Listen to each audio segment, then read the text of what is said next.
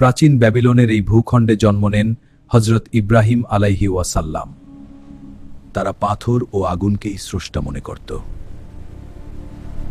এই সমাজেই সত্য অনুসন্ধান শুরু করেন ইব্রাহিম আলাইহিসসালাম। ইব্রাহিম আলাইহিসসালাম প্রকাশ্যে মূর্তি পূজাকে অস্বীকার করেন। ছোটবেলা থেকেই ইব্রাহিম আলাইহি ওয়াসাল্লাম ছিলেন চিন্তাশীল। তার পিতা আজর ছিলেন একজন মূর্তিশিল্পী। এই সমাজ ছিল মূর্তি পূজায় পূর্ণ। তিনি মাটির তৈরি মূর্তিকে ঈশ্বর হিসেবে মেনে নিতে পারতেন না। মানুষ তাদের জীবন গড়ে তুলেছিল মিথ্যা উপাসনার উপর।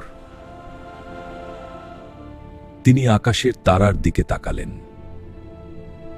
কিন্তু আকাশের তারা চাঁদ ডুবে গেল। এরপর সূর্য উদিত হল,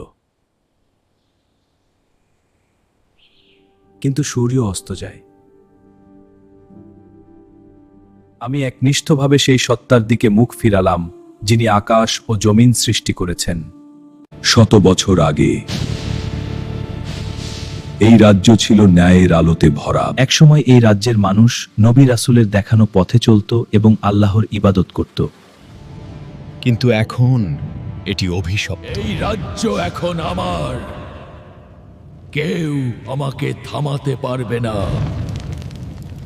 বাবা, ওই রাজপ্রাসাদে যেও না, ওটা অভিশপ্ত।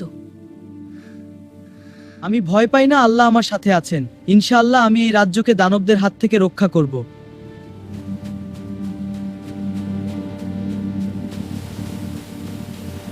স্বাগত তোমাকে দানবদের রাজ্যে। সত্যিকারের শক্তি আসে ঈমান থেকে।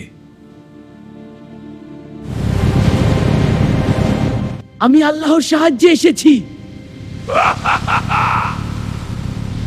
আমি যুদ্ধ শুরু করলাম দানবদের উপর।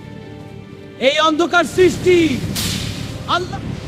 তুমি আমাকে হারাতে পারবে না।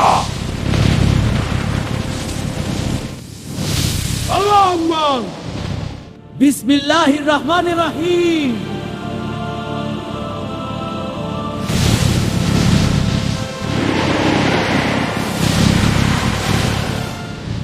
না, এটা অসম্ভব।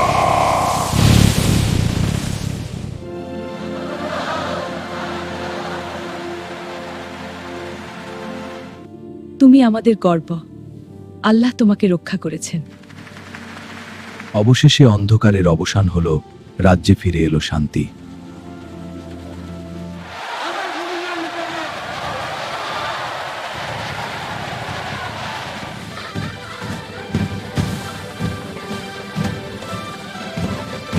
এইভাবে আবার রাজ্যে ফিরে এলো সুখ, শান্তি আর সমৃদ্ধি।